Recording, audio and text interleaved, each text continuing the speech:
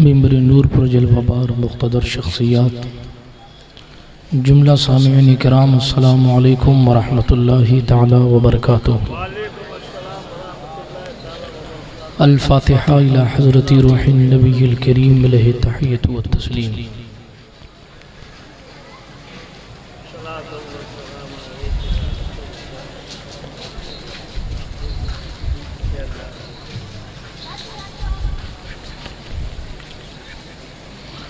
وصلی اللہ تعالی علی خیر خلقہ ونور عرشہ وزینت فرشہ سیدنا محمد وعلی آلہ واصحابہ وازواجہ وذریاتہ واہل بیتہ وعلماء امتہ واولیاء ملتہ وشہداء محبتہ اجمعین برحمتک یا ارحم الراحمین بحق لا الہ الا اللہ محمد رسول اللہ صلی اللہ تعالی علیہ وسلم۔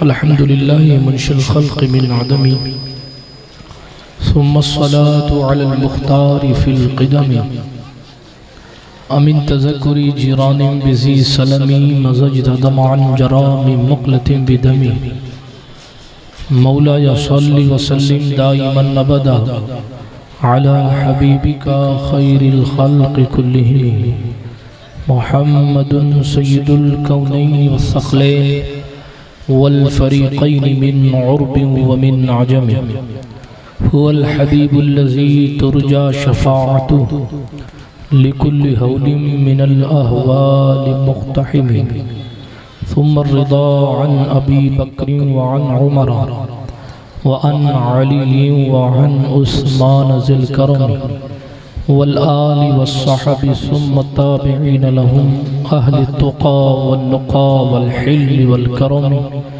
يا ربي بالمصطفى بلغ مقاصدنا، یا ربی بالمصطفیٰ بلغ مقاصدنا، یا ربی بالمصطفیٰ بلغ مقاصدنا، واغفر لنا واغفر لنا واغفر لنا ما مضى یا واسع الکرم۔ اما بعد فاعوذ باللہ من الشیطان الرجیم، بسم اللہ الرحمن الرحیم۔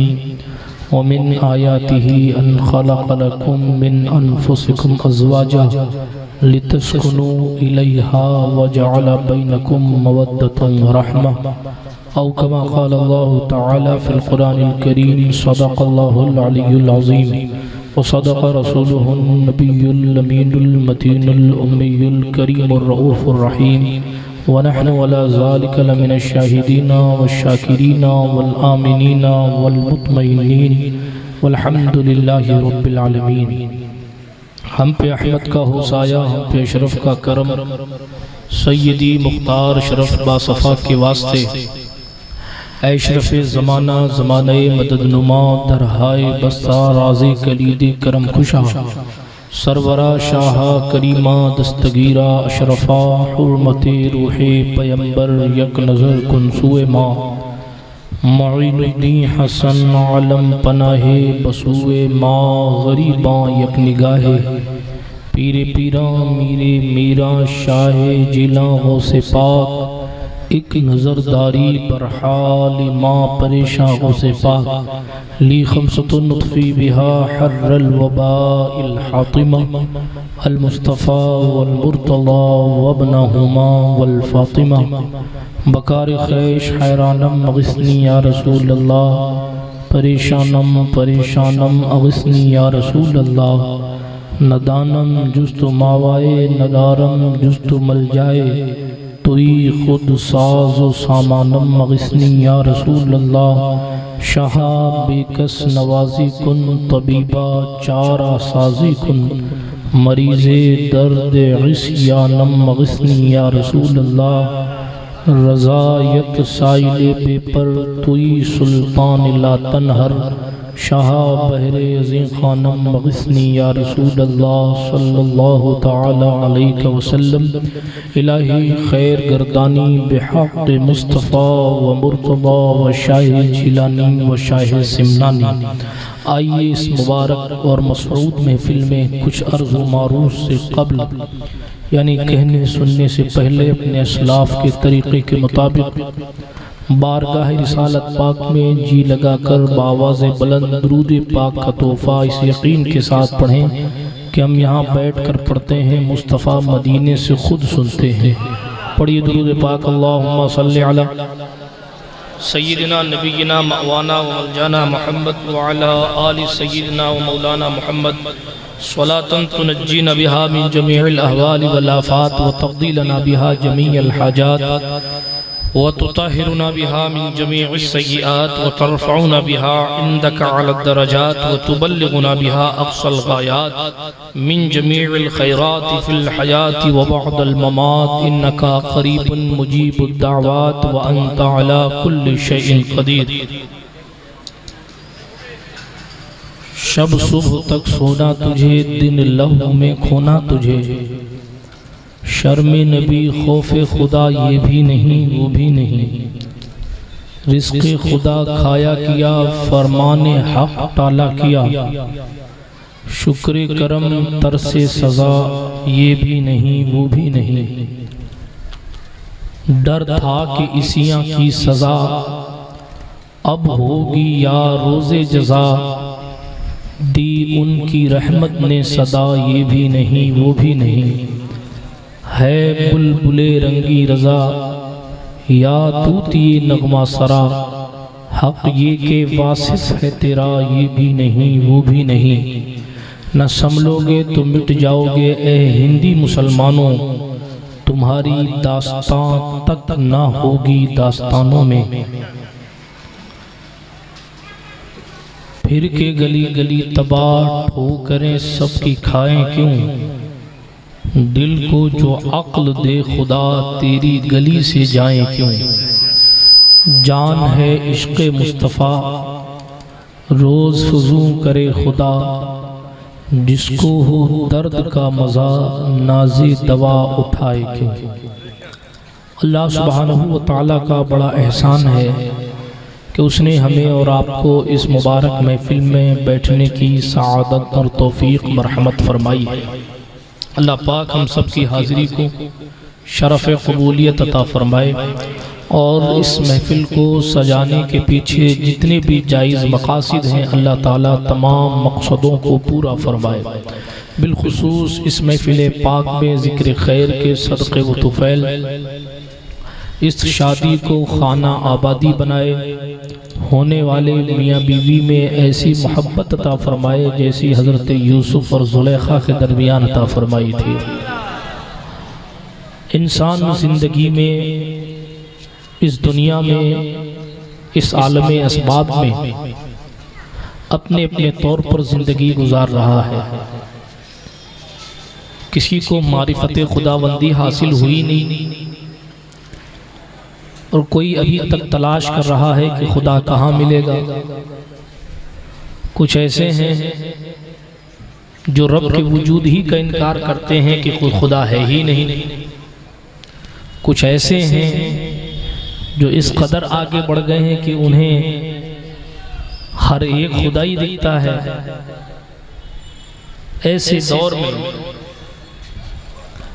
اور ایسے پرفتن عالم میں انسان کس طرف جائے اور کسے اپنا آئیڈیل منتخب کرے، کس کے طریقے پر چلنے کی کوشش کرے، تو پھر قرآن مقدس ایک ایسی کتاب جو 1500 سال پہلے بھی ہماری رہنمائی کرتی تھی اور 1500 سال بعد بھی جو کتاب ہماری رہنمائی کرتی ہوئی انشاءاللہ نظر آئے گی، اس کتاب ہدایت سے پوچھا جائے کہ ایسے پرفتن دور میں ہم کس کے پیچھے جائیں، تو اللہ کا کلام ارشاد فرمائے گا لَقَدْ كَانَ لَكُمْ فِي رَسُولِ اللَّهِ أُسْوَةٌ حَسَنَةٌ، اللہ رب العزت نے تمہارے لیے مصطفیٰ پیارے صلی اللہ تعالیٰ علیہ وآلہ وسلم کی زندگی نمونہ عمل بنائی ہے۔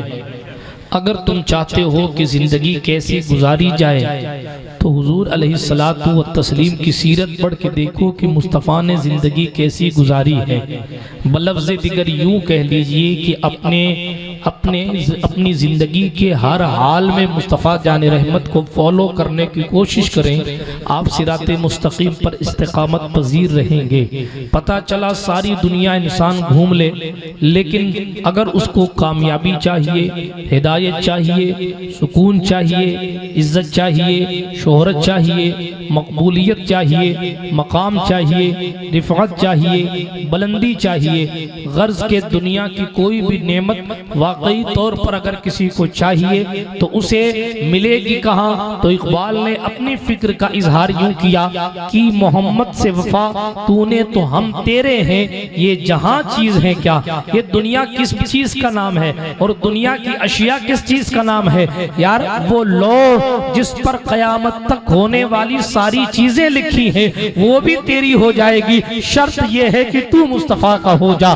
پتہ کیا چلا؟ اللہ سبحانہ و تعالیٰ کے پیارے رسول صلی اللہ تعالیٰ علیہ وآلہ وسلم سے عشق، حضور علیہ الصلوۃ والتسلیم سے محبت ہی انسان کا اصل مقصد ہونا چاہیے۔ اب انسان کو اگر اللہ خوشی عطا فرمائے تو پھر قرآن ہمیں ہدایت کی طرف لے کر اس انداز سے آتا ہے، لَإِن شَكَرْتُمْ لَأَزِيدَنَّكُمْ وَلَإِن كَفَرْتُمْ إِنَّ عَذَابِي لَشَدِيدٌ۔ اگر تم نے ہماری نعمتوں کا شکریہ ادا کیا تو ہم اپنی نعمتوں کو بڑھا دیں گے، اور اگر تم نے ناشکری کی تو میرا عذاب بڑا سخت ہے۔ آپ تاریخ پڑھ لیں، میں صرف اسلام کی تاریخ پڑھنے کی بات نہیں کرتا، آپ کسی بھی قوم کی تاریخ پڑھ لیں، جس قوم نے غرور کے عالم میں زندگی گزاری، جس قوم نے تکبر کیا، وہ موسیٰ کی بنی اسرائیل کیوں نہ ہو، قدرت نے اسے بھی ذلیل کر دیا۔ کیوں کیا؟ اس لیے کہ جناب والا اسلام انکساری کا درس دیتا ہے۔ آپ ہندوستان کی تاریخ پڑھ لیں، دنیا مغلوں کے نام کے گیت گاتی ہے۔ آپ پڑھیں اکبر کو بڑی عزتیں ملی اس کو، مگر جب اس نے اپنے پاؤں میں لغزش پیدا کروائی اور اسلام سے ہٹ کر نیا دین الہی کی طرف وہ جانے لگا، اس کا بیڑا غرق ہو گیا، اس کی زندگی بربادی کی طرف جانے لگی۔ مگر جب شہاب الدین شاہ جہاں کی تاریخ پڑھیں تو پھر وہ تہجد گزار بندہ جب دلی کی جامع مسجد بنانے کی کوشش کرے تو پھر ولیوں کی جماعت، ولیوں کی کیا بات، خود مصطفیٰ خواب میں آ کر اس کی مدد کرتے ہوئے نظر آئے۔ آپ اورنگزیب، ابو المظفر، محی الدین، محمد عالمگیر کی تاریخ پڑھیں، یہ وہ اورنگزیب جس نے اپنے بچے کو انجینئر نہیں بنایا، جس نے اپنے بچوں کو جناب کلیکٹر کی کرسی پر بٹھانے کی کوشش نہیں کی۔ اکھنڈ بھارت کا شہنشاہ اپنے بچے کو تعلیم دیتا ہے تو قرآن مقدس حفظ کرواتا ہے، مصطفیٰ کا قرآن کا حافظ بناتا ہے۔ آپ نے واقعہ سن رکھا ہے، اورنگزیب کا شہزادہ جب اپنے دادا شاہجہاں کے پاس جیل میں پہنچا اور خوش ہو کر کہنے لگا، دادا جان میں تو حافظ قرآن ہو گیا، مگر شہاب الدین شاہجہاں نے اس وقت روتے ہوئے کہا تھا، تیرا باپ اورنگزیب بڑا ہوشیار ہے، اس نے مال اور دولت، دنیا کی بادشاہی تو اس نے مجھ سے لے لی ہے، اور قیامت کے میدان میں اپنے سر پر تاج رکھوانے کے لیے تجھے حافظ قرآن بنا دیا ہے۔ برادران ملت اسلامیہ ذرا سا توجہ فرمائے، اکھنڈ بھارت کا راجہ ہے مگر اس کے دل میں مصطفیٰ جان رحمت کی محبت ہے، عشق رسالت ہے، سرکار مدینہ صلی اللہ تبارک و تعالی علیہ وآلہ وسلم کی محبت ہے، اور قرآن مقدس کی تعلیم، مصطفیٰ جان رحمت صلی اللہ تعالی علیہ وآلہ وسلم کی عشق کی تعلیم، حضور علیہ الصلوۃ والتسلیم کے قرآن سے محبت کی تعلیم سلطان اورنگزیب اپنے بچے کو دیتے ہیں۔ واقعہ سنانا مقصد نہیں ہے، مگر بتانا یہ ہے کہ جن پر شاہی ناز کرتی تھی وہ مصطفیٰ جان رحمت کی غلامی پر فخر کرتے تھے۔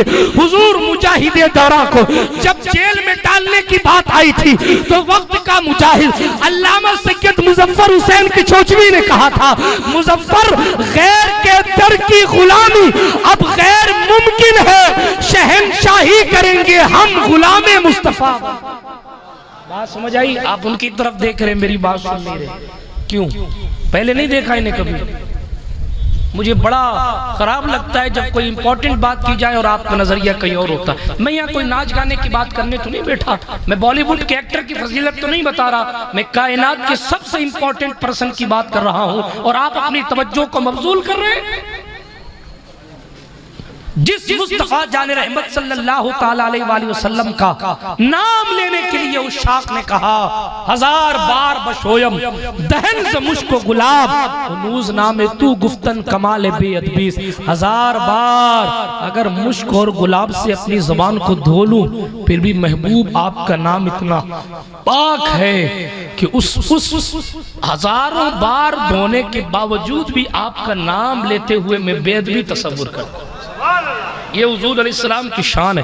اس لیے جب حضور کی محفل میری باتیں آپ اگنور کر دیجئے گا، مگر جب سرکار کی بات ہو تو یقیناً توجہ کسی اور طرف نہیں جانی چاہیے، کیونکہ صاحب قرآن تو ان کے گھر کے باہر کھڑے ہو کر اگر کوئی بے ادبی سے مصطفیٰ کو پکار لیتا ہے تو قرآن اس کو بھی بے عقل کہہ دیتا ہے۔ قرآن کہتا ان الذین ینادونک من وراء الحجرات اکثرهم لا یعقلون، جو لوگ محبوب تمہیں پیچھے سے دیوار کے پیچھے سے آواز دیتے ان میں سے اکثر بے عقل ہیں۔ تو یہ اس ذات کی بات ہے جس کے پروٹوکول کو قدرت سیٹ کیا کرتی ہے۔ برادران ملت اسلامیہ، بتانا یہ مقصود ہے کہ اگر انسان کامیابی کی دہلیز پر جانا چاہتا ہے تو پھر وہ یہ دیکھے کہ مصطفیٰ راضی کیسے۔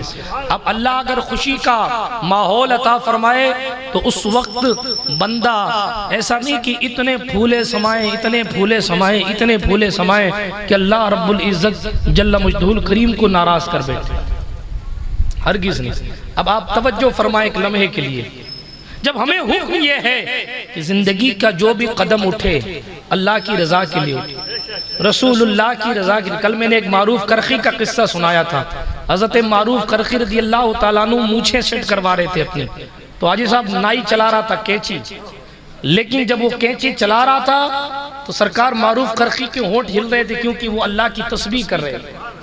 تو نائی نے کہا حضرت یا تو مجھے اپنا کام کر لینے دو تب تو مجھے سیٹ ہوں گی۔ حضرت معروف کرخی نے جواب دیا تو تیری ڈیوٹی کرتا رہے اور میں اپنی ڈیوٹی بھول جاؤں، تو تیری ڈیوٹی کرتا رہے میں اپنی ڈیوٹی بھول جاؤں۔ یہ اللہ والوں کی شان ہوتی، اس لیے ہماری اور آپ کی ڈیوٹی یہ ہے کہ بس مصطفیٰ جان رحمت سے محبت کرنی۔ بات سمجھ آ رہی ہے آپ کو؟ اگر یہ دل کسی اور کو دے دیا تو آج نہیں کل بیڑا غرق ہے۔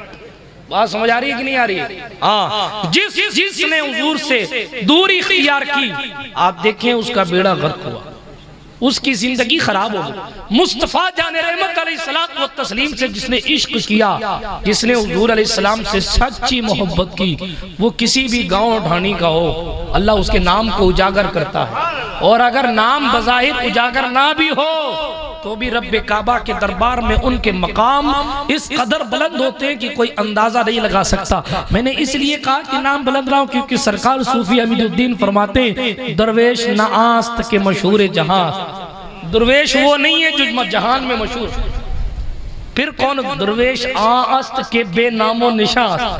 یہ سرکار صوفی امید الدین ناگوری فرماتے ہیں درویش وہ نہیں جو ساری دنیا میں مشہور ہو، درویش تو وہ ہے جو بغیر نام و نشان کے اپنے رب کے لیے قربان ہو چلا۔ برادران ملت اسلامیہ، بتانا یہ ہے دنیا والے اگر آپ کو برا کہے ہمارا جاتا کچھ نہیں۔ حضرت مولا علی کا قول ہے نا، مولا کائنات فرماتے ہیں کوئی بندہ اچھا ہو اور لوگ اس کو برا کہیں وہ ٹھیک ہے، اس کی بنسبت کہ وہ برا ہو اور لوگ اس کو اچھا کہیں۔ کوئی برا آدمی ہو اور لوگ اس کی تعریف پہ تعریف تعریف پہ تعریف اچھے پہ اچھا کہیں یہ ٹھیک نہیں ہے۔ اگر کسی اچھے آدمی کو لوگ برا کہتے ہیں تو اس اچھے آدمی کا جاتا کچھ نہیں جاتا ہے، اور اگر کسی برے آدمی کو آپ اچھا کہتے ہیں تو یقیناً فتنہ اور فساد برپا ہو جانے کا اندیشہ ہے۔ بہرحال عزیزان گرامی میرا موضوع نہیں ہے، عرض کرنے کا مقصد یہ ہے مصطفیٰ پیارے صلی اللہ تعالیٰ علیہ وآلہ وسلم سے جب انسان کو محبت ہوگی، اب رب جب بھی اسے نوازے گا تو اسے حضور یاد رہے گا۔ محبت کا تو معاملہ یہی ہے نا، مگر یہ کون سی محبت ہے کہ چار دوست جمع ہو گئے تو مصطفیٰ کو بھول گئے۔ اب نمازوں پر نمازیں چھوٹ رہی ہے، حضرت بہت کوشش کی تھی میں نے، مگر وہ دوست ایسے تھے کہ وہ جو ہے پارٹی اتنی لمبی کر گئے کہ نماز نہیں پڑھ سکتے۔ اللہ نے خوشی دی شادی کے موقع پر، حالات لوگوں کی یہ ہیں العیاذ باللہ، ممبروں پر بیٹھ کر بتاتے ہوئے بھی شرم آتی ہے، مگر کریں کیا، نہیں بولتے تو جناب دل اجازت نہیں دیتا کہ ہم نہیں بولیں گے تو کیا پردھان منتری تھوڑی بولے گا۔ اس کا کام تو قوم کو برباد کرنا ہے. ہمارا کام علماء اہل سنت کا کام ہے جو آپ کو حقانیت کی طرف لے کر آتے ہیں. عرض یہ کر رہا تھا کہ اب انسان کو جب رب نے خوشی دے دی، باپ نے اپنی آنکھوں سے اپنے بیٹے کو دولہا بنتے ہوئے دیکھا، تو باپ کو تو چاہیے تھا کہ وہ آج 100 رکعت نماز نفل پڑھ ڈالے، 50 رکعت پڑھ ڈالے، 2 رکعت تو کم سے کم پڑھ لے کہ اے اللہ تو نے مجھے اتنا بڑا موقع خوشی کا عنایت فرمایا ہے کہ آج میں نے اپنے بیٹے کے سر پر صحرا سجا ہوا دیکھا ہے. مگر اس دن کی فجر ہی پتہ نہیں لوگوں نے پڑھی ہوتی ہے کہ نہیں پڑھی. یہی حال دولوں کا بھی ہے. نماز مسجد میں پڑھانے کے لیے اس کو تیار کر کے ایسے لے جائیں گے جیسے کوئی بہت اسپیشل طور پر یہ سدرا پہ نماز پڑھنے آیا. حالات یہ لوگوں اس سے پوچھو عشاء پڑھی ہے بیٹا؟ ہاں نہیں پڑھی. آپ علماء سے پوچھیں نوافل کی حقیقت کیا اگر فرائض ادا نہیں کیے؟ پتہ نہیں وہ قبول بھی. کئی فقہاء نے تو یہ لکھا کہ نوافل قبول ہی نہیں ہوتے ہیں جس کے فرائض ادا نہیں ہوئے. 6400 سال ایک وقت کی نماز چھوڑنے کے بدلے جہنم میں جلنا پڑتا ہے. وہ بھول کر سارے لوگ اس کو جلدی لے جاؤ مسجد لے جاؤ. میں انکار نہیں کرتا مسجد لے جانے، کم سے کم خدا نے اتنی توفیق تو بخش رکھی ہے کہ اپنا جو ہے وہ گھر تو دکھا دیتا ہے. یہ اس کی کرم نوازی ہے کہ جناب وہ اپنے گھر میں بلا لیتا ہے. ورنہ ہمارے جیسے لوگ، آپ کے جیسے لوگ جب نہ چاہیں تو ہمارے گھر کے اندر کوئی نہیں آ سکتا، تو پھر احکم الحاکمین کے چاہے بغیر اس کے گھر کے اندر کون جا سکتا؟ یہ تو اس کی شان رحمانی ہے کہ مصطفیٰ کے صدقے وہ کرم فرماتا ہے. پہلے حضرت موسیٰ کی امت میں پیدا ہوئے ہوتے نا تو سارا معاملہ کلیئر ہو جاتا اور پیٹ کے ٹھیک کر دیا جاتا. مگر بات میں لمبی نہیں لے جانا چاہوں گا، گفتگو کو بڑی تیزی کے ساتھ ختم کروں گا، اس لیے کہ جناب روز آپ کو سنانا رہتا. مجھے معلوم آپ کتنا سنتے اور کتنا عمل کرتے ہیں، اسی لیے جناب زیادہ ڈوز دینا بھی مناسب نہیں ہے اور لمبی باتیں کرنا بھی مناسب نہیں ہے. میں بڑی تیزی کے ساتھ گفتگو کو ختم کرنے لگا ہوں. عرض یہ کر رہا تھا کہ جب انسان کے دل میں یہ بات پیدا ہو جاتی ہے کہ ہمیں حضور سے محبت ہے، تو اب اس کے قدم قدم پر اسے حضور یاد آتا ہے. کیا یہ محبت ہے کہ جب اللہ رب العزت خوشی کا موقع دے؟ بابا بیٹھ جاؤ یہیں بیٹھ جاؤ، تشریف رکھیں، درود پاک پڑھیں آپ. اللہم صلی علی سیدنا مولانا محمد وعلی آل سیدنا مولانا محمد کما تحب و ترضى بین تصلی علیہ صلاۃ و سلام علیک یا رسول اللہ صلی اللہ تعالی علیہ وسلم. عرض یہ کر رہا تھا جب اللہ رب العزت خوشی کا موقع دے، اب خوشی کے موقع پر تو بندے کو چاہیے تھا کہ وہ قدرت کا شکر ادا کرے، اللہ رب العزت کی تسبیح پڑھے، اللہ کی تحلیل کرے کہ مولا تیرا شکر ہے، تو بے نیاز ہے، تو پاک ہے، تو نے مجھے یہ مقام عطا کیا، مجھے ایسا باپ بنایا جس نے اپنی بیٹیوں کا سہرا، اپنی بیٹی کی ودائی دیکھی ہے. مگر جناب والا حالات تو یہ ہے، کسی کو کھانے کی فکر ہے کہ کم تو نہیں پڑ جائے گا، کسی کو کچھ فکر ہے، کسی کو کچھ فکر ہے. مگر صحابہ کی فکر کیا تھی؟ عبداللہ ابن مسعود ایک ایسے صحابی ہے جن کو صحابہ میں بلا مبالغہ مفتی ہونے کا درجہ حاصل ہے. ایک ایسے صحابی مصطفیٰ جان رحمت کے صاحب الوسادہ بھی کہلاتے ہیں. مصطفیٰ جان رحمت کا کبھی تکیہ مبارک، کبھی مسواک مبارک سرکار عبداللہ ابن مسعود لے کر چلتے تھے. وہ عبداللہ ابن مسعود حضرت عثمان ذو النورین رضی اللہ تعالیٰ عنہ. کون عثمان غنی؟ ابھی بلکہ اس جمعے کو آپ نے حضرت عثمان غنی کا قصہ سنا. کون عثمان ذو النورین جس کے مرتبے اتنے اعلیٰ ہے کہ مصطفیٰ کریم نے فرمایا، راوی کوئی اور نہیں ہے، مولا علی روایت کرتے ہیں کہ مصطفیٰ نے فرمایا اگر میری 40 بیٹیاں بھی ہوتی تو ایک کے بعد ایک میں عثمان کے نکاح میں دے دیتا. یہ شان سرکار عثمان ذو النورین کی ہے. قدرت نے بڑا مقام عطا کیا حضرت عثمان کو. امام اہل سنت کہتے ہیں نور کی سرکار سے پایا تشایا نور کا، ہو مبارک تم کو ذو النورین جوڑا نور کا. برادران ملت اسلامیہ وہ حضرت عثمان غنی ہے، سخاوت کا تاجدار. حضرت عبداللہ ابن مسعود سے کہتے ابن مسعود تمہاری بیٹیاں بہت ہیں، کہو تمہیں کچھ نذرانہ دے دیتا ہوں، کہو تمہیں کچھ پیسے دے دوں، رکھ لو اس کو. عبداللہ ابن مسعود نے کہا مجھے ضرورت نہیں ہے، اللہ کا دیا ہوا بہت کچھ ہے. حالانکہ بظاہر بڑی غریبی تھی. کہا مجھے ضرورت نہیں، اللہ کا دیا ہوا بہت کچھ ہے. کہا بیٹیوں کی شادی میں کام آئے گا. حدیث کے الفاظ ہیں، ابن مسعود نے مسکرا کر کہا عثمان میں نے اپنی بیٹیوں کو سورہ واقعہ یاد کرا رکھا. کو سورہ واقعہ یاد کرا رکھی ہے، مجھے پیسوں کی ضرورت نہیں ہے، کیونکہ میرا ایمان ہے سورہ واقعہ کی برکت سے اللہ میری بیٹیوں کو کبھی فاقہ نہیں کرنے دے گا۔ برادران ملت اسلامیہ، یہ پرورش ہوتی تھی، اس انداز سے بچیاں پالی جاتی تھی۔ مجھے معاف کیجئے گا، آپ کی قوم کا حال یہ ہے کہ لوگ کہتے ہیں حضرت ہماری مرضی نہیں ہے، ہمارے ماں باپ نے زبردستی شادی کرا دی ہے۔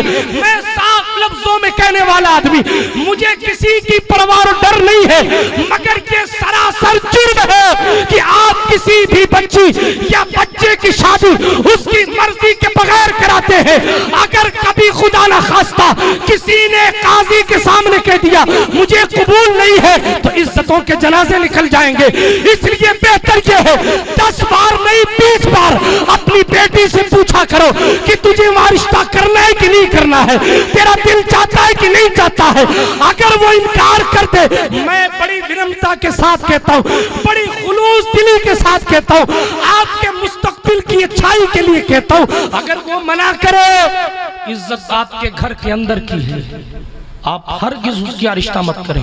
قوم کا اصول ٹوٹتا ہے، ایک بار تو ٹوٹ جائے مگر رشتے نہیں ٹوٹنے چاہیے، اس لیے کہ قوم کا اصول ٹوٹے گا تو آپ قوم سے باہر کیے جا سکتے ہیں، قوم والے لوگ آپ سے تعلق توڑ سکتے ہیں، مگر غلط شادی ہو گئی تو 4 گھر برباد ہو جاتے ہیں، زندگیاں برباد ہو جاتی ہیں، حالات بہت خراب سے خراب تل چل رہے ہیں۔ یہ الگ بات ہے کہ اگر جوانی کے جوش میں بیٹا سمجھ نہیں پا رہا تو انتظار کریں، شاید آج نہیں کل اس کو عقل سلیم آ جائے، اس کو سمجھانے کی کوشش کریں، اور اگر پھر بھی سمجھنے کا معاملہ نہیں ہو تو میں اس پرفتن دور اس نازک حال کو دیکھتے ہوئے کہتا ہوں حاجی صاحب کہ اس کو پھر اس کے حال پر چھوڑ دیا جائے۔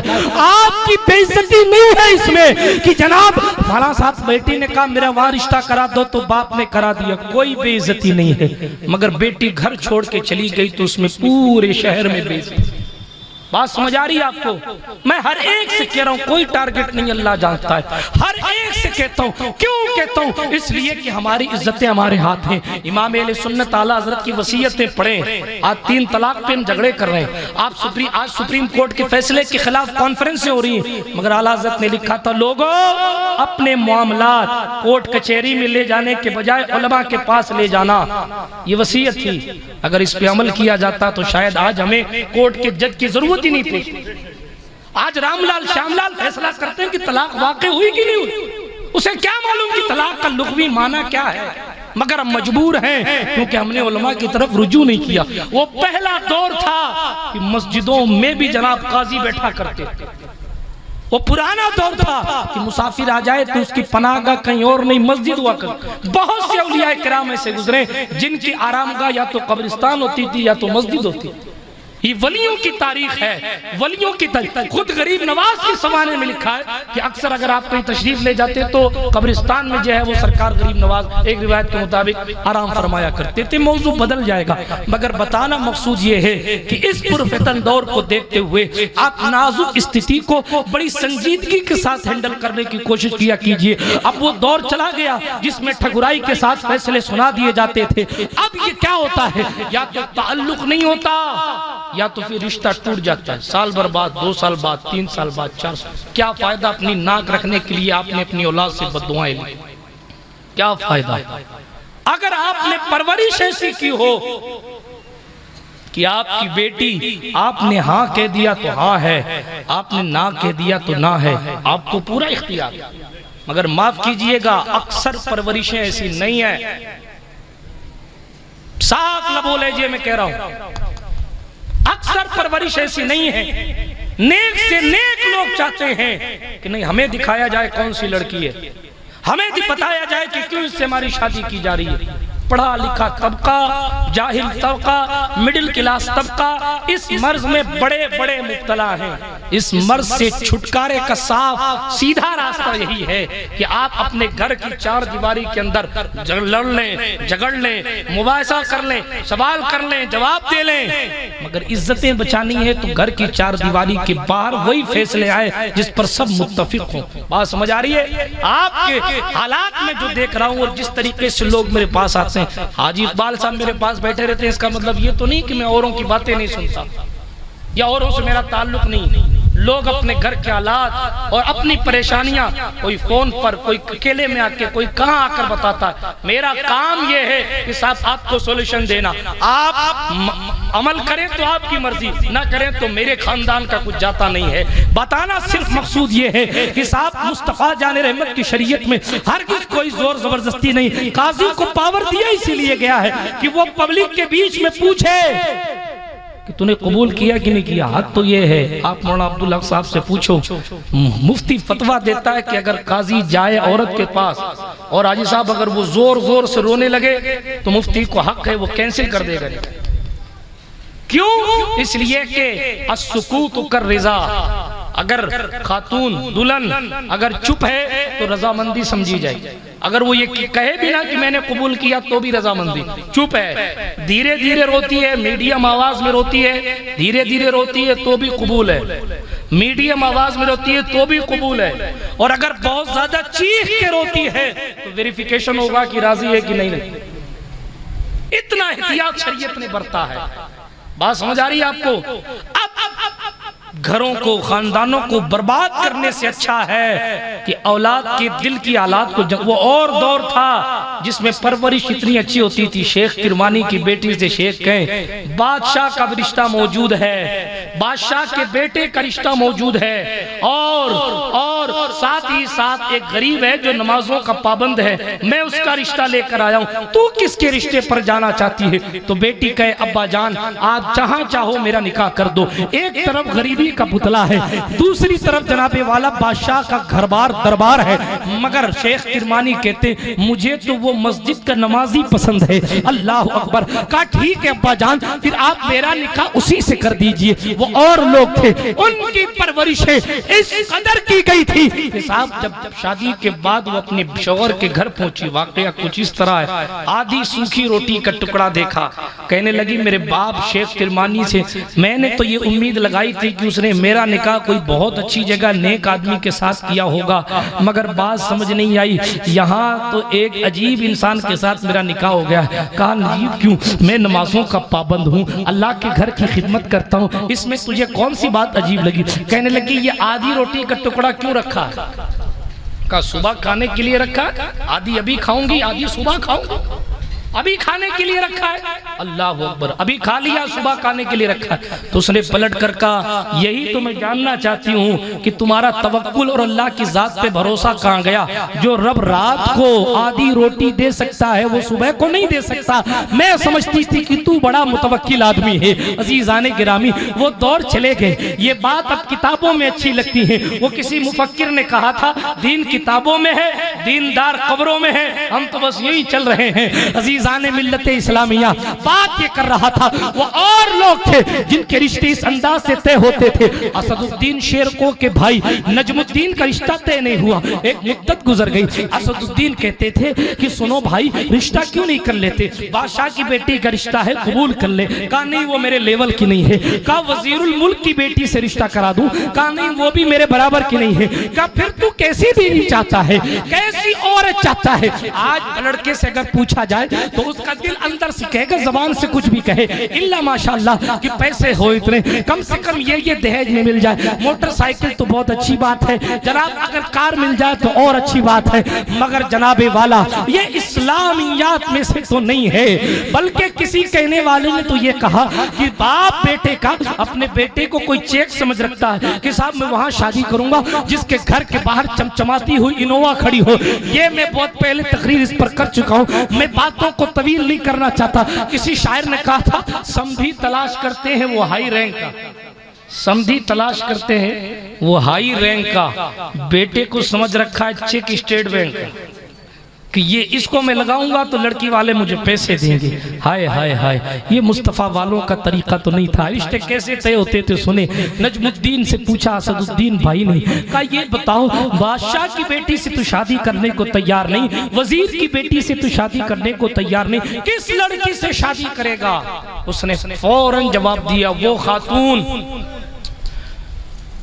جس کے ذریعے، وہ خاتون جو میرا ہاتھ پکڑ کے مجھے جنت میں لے کر چلے، اس عورت سے شادی کرنا پسند کرتا ہوں جو میرا ہاتھ پکڑ کے مجھے جنت میں لے کر چلے. دوسری بات کہ اس لڑکی سے شادی کرنے کی چاہت رکھتا ہوں جس سے مجھے اللہ ایسا بیٹا عطا فرمائے جو مسلمانوں کا قبلہ اول بیت المقدس واپس مسلمانوں کے ہاتھ میں لا کر۔ یہ دو چاہتے ہیں۔ اس دور میں اسد الدین شیر کو نے کہا تھا پھر تو کنوارا ہی رہ جائے گا۔ اس دور میں کہا، اس دور میں کہاں تو رابعہ بسری تلاش کر رہے لوگ۔ بات سمجھ آ رہی ہے؟ حضرت مولا کائنات نے فرمایا، ایک بات اور کہتا ہوا چلو، حضرت مولا کائنات نے فرمایا اگر کوئی شخص یہ چاہے کہ اس کا دوست بے عیب ہو، اگر کوئی شخص بغیر کسی کمی والا دوست تلاش کرے، سنیے کام آئے گا، اگر کوئی شخص ایسا دوست تلاش کرے جس میں کوئی کمی نہ ہو، حضرت علی فرماتے ہیں وہ زندگی بھر اکیلا رہ جائے گا، وہ زندگی بھر اکیلا رہ جائے گا، کیونکہ وہ حضور علیہ السلام کی ذات ہے جو جناب والا جس کے بارے میں حسان ابن ثابت کہتے ہیں مصطفیٰ جان رحمت کے بارے میں خلقت مبرأ من کل عیب کأنک خلقت کما تشاء، تیرے تو وصف عیب تناہی سے ہیں بری، حیران ہوں میرے شاہ میں کیا کیا کہوں تجھے، لیکن رضا نے ختم سخن اس پہ کر دیا، خالق کا بندہ خلق کا آقا کہوں تجھے۔ تو عزیزان ملت اسلامیہ میں عرض یہ کر رہا تھا، اسد الدین نے کہا پھر تو انتظار کرتا رہے، تیری تقدیر تیرا ساتھ دے گی تو پھر کبھی دیکھیں گے۔ آخرکار ایک دن ایسا آیا، یہ قاضی صاحب کے پاس یہ بیٹھے تھے، ایک عورت آئی پردے کے پیچھے، قاضی صاحب، اس قاضی صاحب نے پوچھا میں نے تیرے لیے فلاں فلاں امیر لڑکے کا رشتہ بھیجا تھا، تو نے کیوں نہیں کیا؟ اس خاتون نے پردے کے اندر سے جواب دیا قاضی صاحب مجھے وہ پسند نہیں ہے اس لیے میں نے منع کر دیا۔ کہا پھر تجھے کیسا لڑکا پسند ہے؟ کہا وہ لڑکا جو میرا ہاتھ پکڑ کے مجھے جنت میں لے کر چلا جائے، وہ لڑکا جس سے اللہ رب العزت مجھے ایسی اولاد عطا فرمائے جو مسلمانوں کا بیت المقدس مسلمانوں کو واپس کر دے۔ جب نجم الدین نے یہ سنا تو ان کے کان کھڑے ہو گئے، یار سیم ٹو سیم معاملہ نظر آتا ہے، جو بات میں نے کہی وہی وہ کہتی ہے، اور زور سے کہو قاضی صاحب ایک منٹ میری بات سننا۔ کہا بولو بولو، کہا میری بھی چاہت یہی ہے جو اس کی ہے، قاضی جی مجھے بادشاہ کی بیٹی کی ضرورت نہیں ہے، اسی سے میرا نکاح کروا دو۔ کہا صاحب یہ تو بڑی غریب گھر کی ہے، کہا مال کے حساب سے غریب ہو سکتی ہے، خیال کے حساب سے اس سے امیر کوئی نہیں۔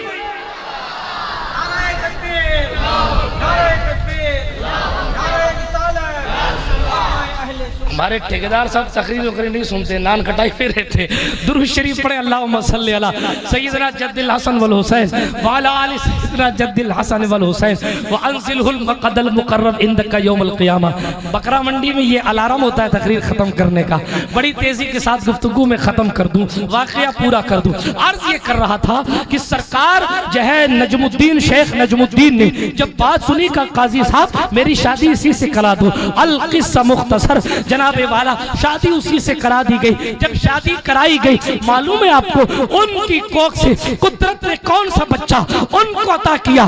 جب شوہر کا خیال اتنا نیک ہو، عورت کا کردار اتنا نیک ہو، تو قدرت نے ان کے گھر میں وہ بے مثل و بے مثال جائیداد عطا کیا جس کے نام سے آج بھی یورپ کانپتا ہے۔ آج بھی یورپ کے سامنے بالخصوص عیسائیت کے سامنے اگر اس مرد غازی کا نام لے لیا جائے تو عیسائیت لرز جاتی ہے۔ نجم الدین کے گھر میں جو بیٹا پیدا ہوا اس کا نام انہوں نے سلطان صلاح الدین ایوبی رکھا ہے، اور اسی صلاح الدین ایوبی کے رکو رب کعبہ نے وہ بلندی عطا کی کہ بیت المقدس کے ارد گرد جب مسلمانوں کا خون گھٹنوں تک زمین میں بہ رہا تھا اس وقت بھی تلوار ذوالفقار کا صدقہ لے کر صلاح الدین ایوبی کی تلوار لاکھوں عیسائیوں کو تحقیق کرتے ہوئے بیت المقدس جیسی عظیم عمارت کو اسلام کے دامن میں لا کر پیش کیا۔ اس لیے کہتے ہیں صاحب، اس لیے کہتے ہیں ہمت مرداں تو مدد خدا۔ انسان اگر یہ خیال کرے کہ میری بیوی نیک ہو تب تو اولاد نیک ہو نا۔ آج یہ پارٹی ختم ہو گیا کہ صاحب ہمیں نیک بچیوں سے شادی کرنی، معاف کیجئے آج تو رشتے سیرت پہ طے نہیں ہوتے. حالانکہ حضور نے فرمایا 4 چیزوں کی وجہ سے عورتوں سے نکاح کیا جاتا، یا تو اس کے حسن کی وجہ سے، یا اس کے مال کی وجہ سے، یا اس کے خاندان کی وجہ سے، یا اس کی دینداری کی وجہ سے. حضور نے فرمایا کہ 4 چیزوں کی وجہ سے عورت سے نکاح کیا جاتا ہے، مگر پھر اپنی پسند بھی بتا دی. فَاظْفُرْ بِدِينِهَا، اگر کامیابی چاہتے ہو، اگر چاہتے ہو کہ کون سی بیسٹ ہے ان 4 میں، فرمایا دیندار سے شادی کرو. کیوں؟ اس لیے کہ غریبی میں بھی وہ رب کعبہ کا شکر ادا کر لے. بڑے گھر کی ہوگی، آپ نے ابھی بہت اچھے دن دیکھے ہوئے، خدا نہ کرے اِنَّ مَعَ الْعُسْرِ يُسْرًا، ہر مشکل کے ساتھ آسانی. کئی دن بدل گئے، خدا نہ کرے امیری سے غریبی پہ آ گئے تو امیر گھر کی عورت چونکہ زندگی بھر امیری میں رہی ہے، میں سب کی بات نہیں کرتا، مگر اکثر کا معاملہ یہ ہے کہ جناب وہ پھر آپ سے تعلقات کو کمزور کر لے، پھر وہ آپ کو ذلیل کرے گی. معاف کیجئے گا، ذلیل، تم تو یہ نہیں لا پاتے، فلاں کہاں گئے تھے وہاں اتنے پیسے، میں اپنے باپ کے گھر رہتی تھی تو یہ حال تھا. تو مالداروں کے ساتھ یہ ہو، کسی کا حسن دیکھ کر آپ شادی کریں گے، ممکن ہے اپنے حسن پر وہ اتنا غرور کرے کہ آپ کو ذلیل مانے. ٹھیک ہے، باتیں اور واقعات بہت سارے ہیں، مگر میں گفتگو کو طویل نہیں کرنا چاہتا، الارم بج چکا ہے. بتانا یہ مقصود ہے کہ دینداری اگر ہوگی تو مال آ گیا تو شکر ہے، نہیں آیا تو صبر. دینداری اگر ہوگی، اگر انسان کے اندر دینداری ہوتی ہے تو مشکل سے مشکل حالات میں بیوی اپنے شوہر کی عزت بچا رہا. اور یاد رکھیے گا، شوہروں کی عزت بیویوں کے ہاتھ میں ہوتی ہے. مثال دے دوں، آپ نے حاجی صاحب کی دعوت کیا کرو، قوم کے بزرگ ہیں وہ رہتے ہیں ماشاءاللہ. ارے بہت سی دعوتوں میں حاجی صاحب کوئی ملے نہ ملے، حاجی صاحب ملتے ہیں ماشاءاللہ. مثال دے رہا ہوں، آپ نے بلایا حاجی صاحب کو، قوم کے بزرگ معزز مہمان ہیں. ظاہر بات ہے کہ یہ جو اپنا اوپینین اور اپنی بات پیش کریں گے، قوم کے بزرگ لوگ بھی اس کو توجہ کے ساتھ سنیں گے، صاحب حاجی صاحب نے یہ کہا. اب آپ نے دعوت کی تو ظاہر بات ہے آپ کوشش کریں گے کہ اچھی سے اچھی حاجی صاحب میزبانی. آج اقبال صاحب کے یہاں بہت دعوتیں ہوتی ہیں لوگوں کی، مگر ان کو بھی اپنے گھر کی عورتوں کا شکر ادا کرنا چاہیے. کیوں؟ اس لیے کہ وقت کا مفتی آ کر دسترخوان پر بیٹھے اور کوئی جلن میں نمک تیز کر دے تو عزت ان کی نہیں ان کی جائے گی. جائے گی کہ نہیں جائے گی بھائی؟ آپ کے گھر میں میری دعوت ہو، آپ کے گھر میں اسماعیل صاحب کی دعوت ہو اور کوئی جان بوجھ کے نیبو زیادہ نچوڑ دے یا مرچی زیادہ تیز کر دے تو عورت کی عزت نہیں جائے گی. عزت کس کی جائے گی؟ شوہر کی جائے گی نا بھائی.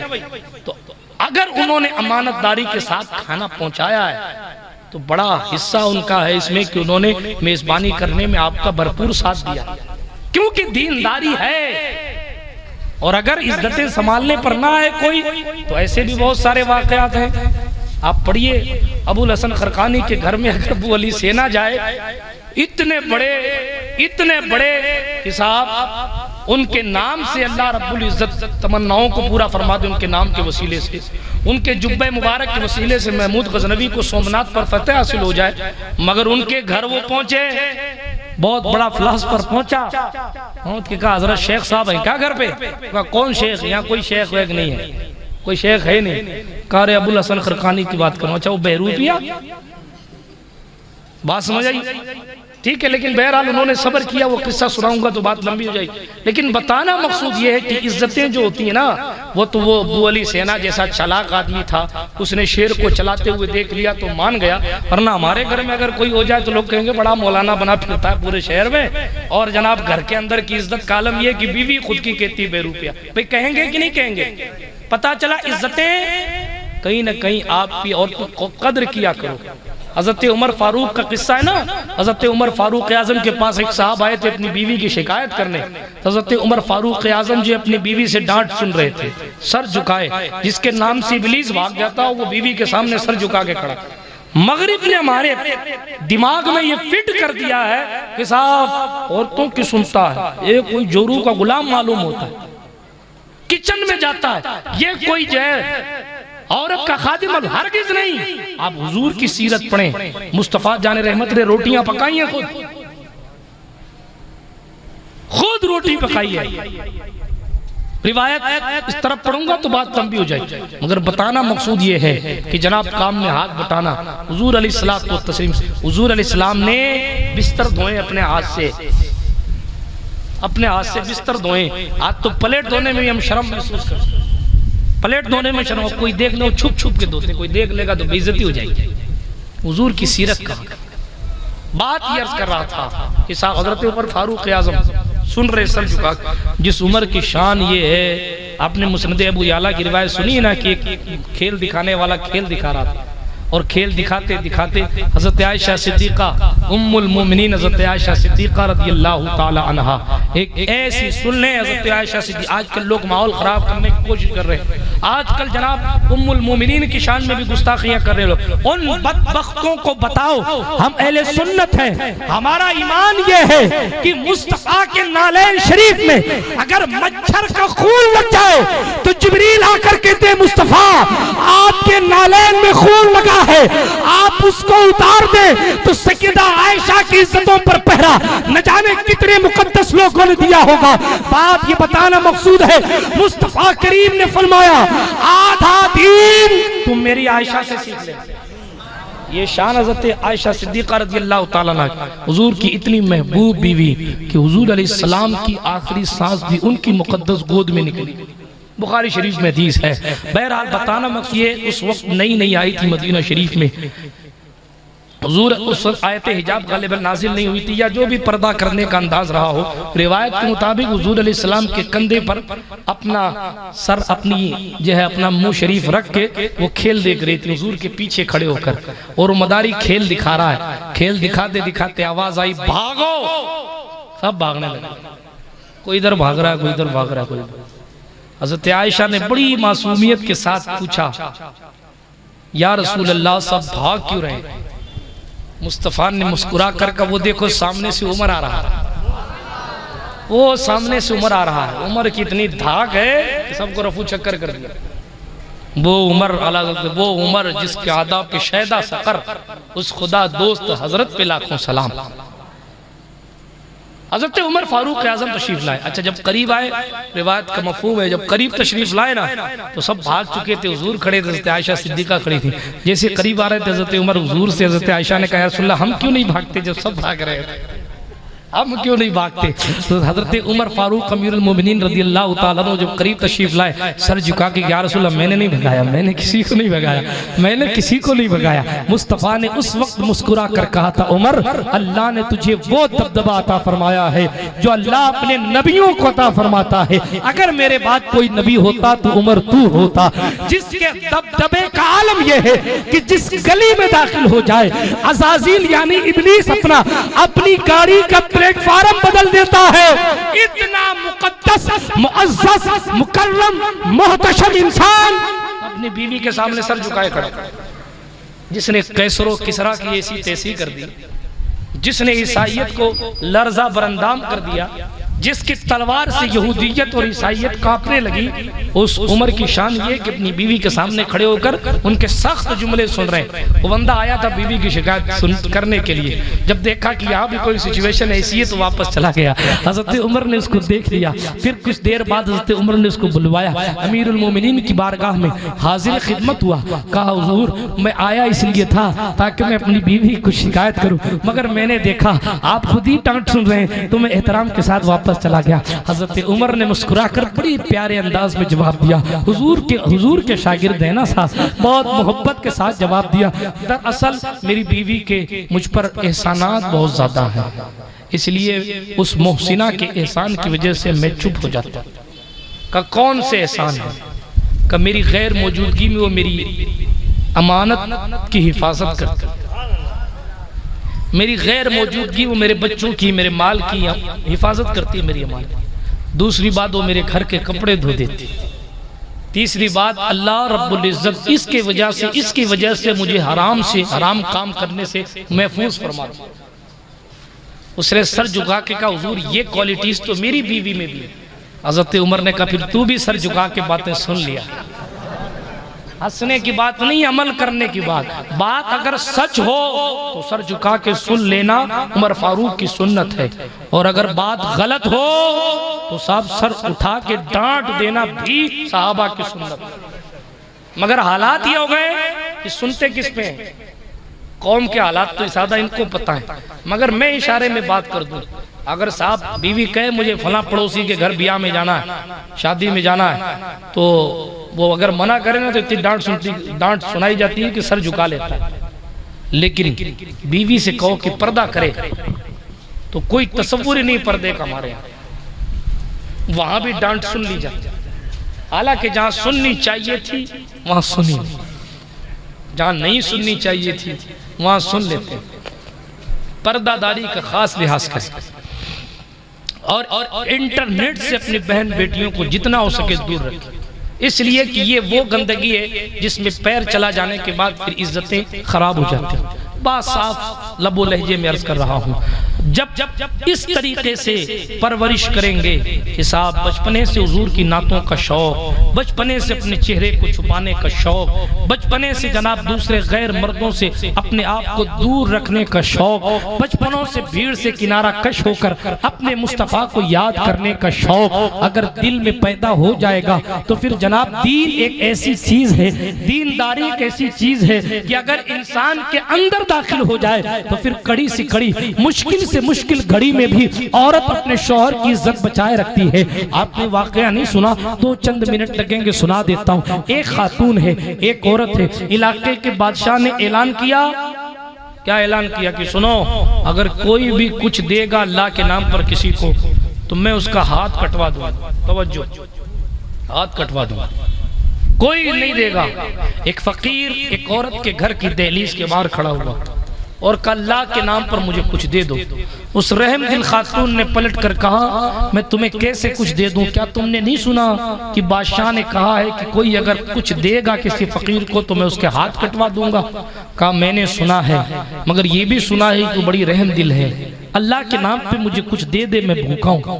اس نے اللہ پاک کا نام سنا، محبت تو یہ ہوتی ہے، عشق تو یہ ہوتا ہے، اللہ پاک کا نام سنا، آج تو اللہ کی قسمیں کھا کر لوگ جھوٹ بول جاتے ہیں اور پھر کہتے ہیں صاحب تعویذ تو بہت لمبا لٹکا ہوا، برکت کیوں نہیں ہو رہی؟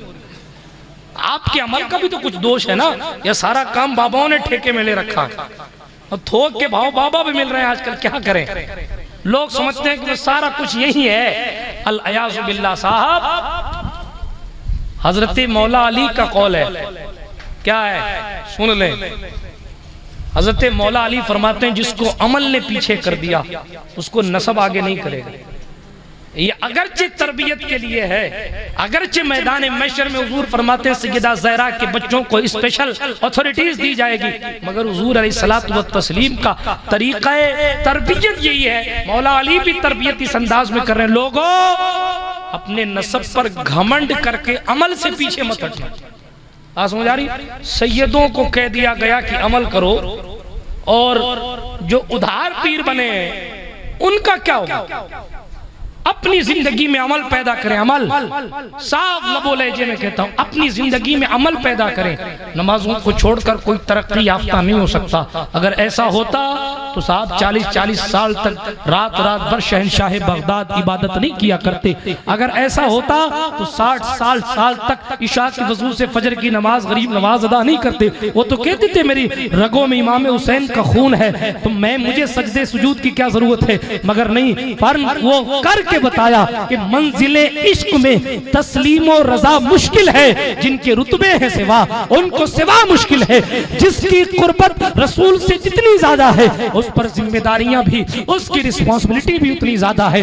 بات ختم کروں، اس عورت کو جب اللہ رب العزت کا نام سنائی دیا تو اس نے حاجی صاحب اپنے ہاتھ کی فکر نہیں، اس نے کہا تو روٹی لے جا، ہاتھ جاتا ہے تو چلا جائے، جس رب نے دیا ہے وہ چاہے گا تو میرا ہاتھ چلا جائے گا، لیکن تو نے رب کے نام پہ مانگا ہے تو میرا ایمان گوارا نہیں کرتا کہ میں تجھے نہ دوں۔ اس نے جیسی 2 روٹی پکڑائی، حیرت کریں گے آپ، جیسی 2 روٹی پکڑائی بادشاہ کو خبر ہوئی کہ آپ کی حکم عدولی کی گئی، آپ کی فرما برداری نہیں کی گئی، بادشاہ نے جلاد بھیجے، اس کے دونوں ہاتھ کاٹ دیے، بیچاری کے دونوں ہاتھ کٹ گئے، دونوں ہاتھ کٹ گئے۔ خدا کی قدرت. نتیجہ یہ ہوا مدت گزرتی رہی مگر جو رب کے نام پہ قربان کیا جاتا ہے نا اس کا کئی گنا بدلہ اللہ رب العزت عطا فرما. یہ یاد رکھیے گا. آپ دوست کی دوستی میں قربان کریں گے بدلے میں اکثر بے وفائی کے سوا کچھ نہیں ملے گا. آپ سڑک چھاپ عشق میں قربان کریں گے بدلے میں بے وفائی کے سوا اور کچھ نہیں ملے گا.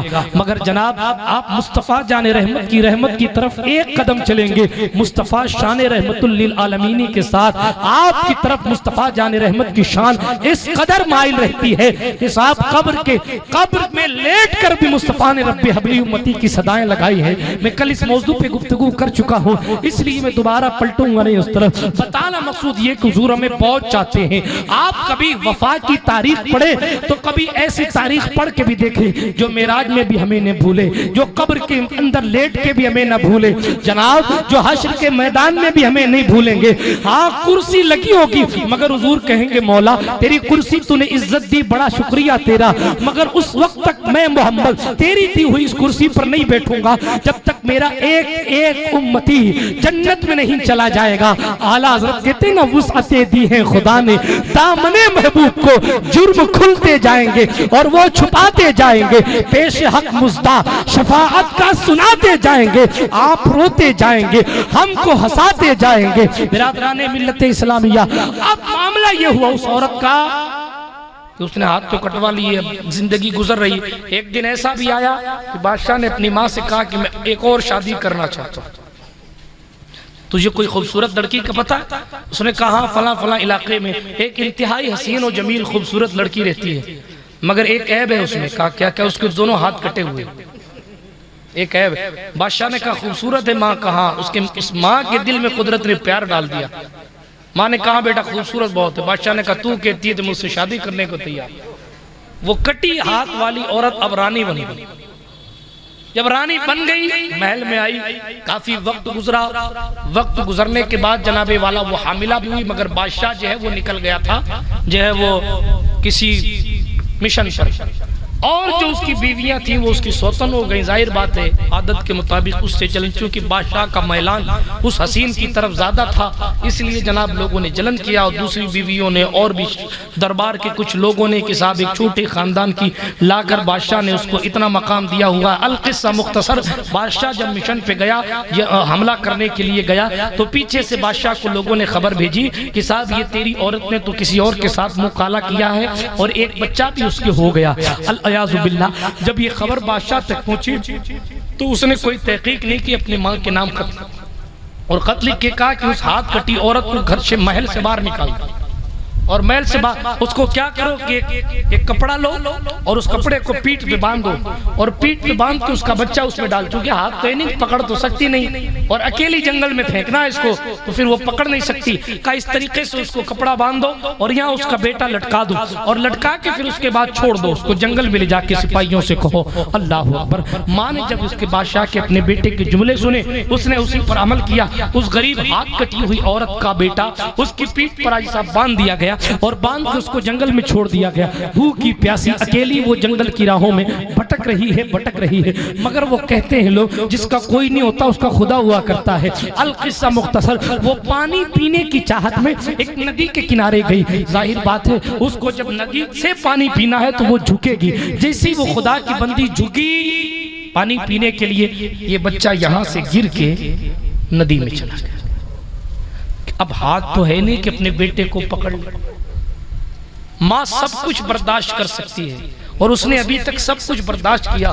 اس کے ہاتھ کٹ گئے پھر بھی کہا مولا تیرا شکر ہے, تیرے نام پہ کٹے. شادی ہوئی بادشاہ سے اس وقت بھی کہا مولا تیرا شکر ہے تو نے مجھے یہ منزل عطا فرمائی. جنگل میں پھینک دیا گیا جب بھی کہا مولا تیرا شکر ہے, جس حال پر تو رکھے میں راضی ہوں. ماں سب برداشت کر سکتی ہے مگر اولاد کی جدائی برداشت نہیں.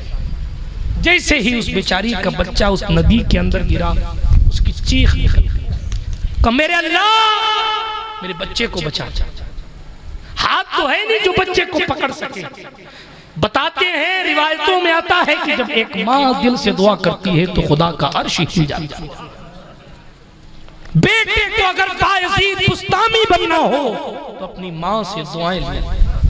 آج فکریں بدل گئی ہماری، پیر صاحب کے تو پیر چومے جائیں گے ماں ناراض ہے، اور پھر کہتے ہیں صاحب برکتیں نہیں ہوتی ہیں، ہمیں جو سب سے بڑا مرشد ہے وہ تو اس سے ناراض۔ حضور نے فرمایا تیری ماں ناراض تو تیرے سجدے قبول نہیں ہے، سنی قبول کہاں سے ہوگی؟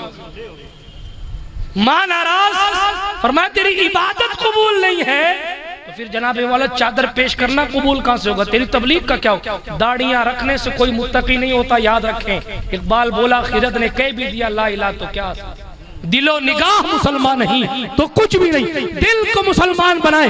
جب دل مسلمان ہوگا تو جناب جنگل میں بھی اگر حی علی الصلاۃ کی صدا سن لے گا مسلمان تو پھر جناب وہ فوراً پانی نہ بھی ہو تو تیمم کر کے مصلی بچھا کر سجدہ عبادت ادا کرے گا۔ بات لمبی ہو جائے گی، میں ختم کر رہا ہوں اس قصے کو سنا کر۔ جیسے اس کا بچہ ندی میں گرا، چیخ نکلی، کہا میرے اللہ میرے بچے کو بچا لے۔ فوراً دو خوبصورت شخص تشریف لے آئے، دو خوبصورت نوجوان آئے اور کہا اے خدا کی بندی کیا چاہتی ہے؟ کہا مجھ سے مت پوچھو، بس میرے ڈوبتے ہوئے بچے کو بچا لو۔ انہوں نے فوراً چھلانگ لگائی، ایک نے ایک طرف سے ہاتھ پکڑا بچے کا، ایک نے دوسری طرف سے، اور بچے کو اٹھا کر لا کر ماں کی گود میں رکھ دیا۔ ماں نے کہا جوانوں تمہارا بڑا شکریہ، اللہ تمہارا بھلا کرے، تم نے میری خالی گود کو واپس بھر دیا ہے۔ کہا اے بڑی بھی کیا تم چاہتی ہو کہ تمہارے دونوں ہاتھ بھی ٹھیک ہو جائے؟ کہا ہاں میں چاہتی ہوں کہ میرے دونوں ہاتھ بھی ٹھیک ہو جائیں۔ کہا پھر ہم اللہ کی دی ہوئی طاقت سے اللہ کی بارگاہ میں دعا کرتے وہ تمہارے دونوں ہاتھوں کو ٹھیک کر دے۔ انہوں نے غالباً اس پر ہاتھ پھیرا اور اس دونوں کٹے ہوئے ہاتھ اس کے اچھے ہو گئے۔ اب وہ حسین و جمیل خاتون، اس کا جب بچہ بھی اس کے پاس، اس کا ہاتھ بھی صحیح ہو گیا۔ جاتے جاتے ان جوانوں نے پوچھا جاننا نہیں چاہتی کہ ہم کون ہیں؟ کہا بتاتے تو جاؤ کہ تم کون ہو۔ جوانوں نے کہا اللہ کے نام پر وہ جو 2 روٹی صدقہ کی تھی، ہم وہی 2 روٹیاں تیری حفاظت کا ذریعہ بن کر چلے آئے ہیں۔ سبحانک لا علم لنا الا ما علمتنا انک انت العلیم الحکیم۔ خاک مجھ میں کمال رکھا ہے، مصطفیٰ نے سنبھال رکھا ہے، میرے عیبوں پہ ڈال کر پردہ مجھ کو اچھوں میں ڈال رکھا ہے۔ استغفر اللہ تعالی ربی من کل ذنب واتوب الیہ، وآخر دعوانا ان الحمد للہ رب العالمین۔ السلام علیکم۔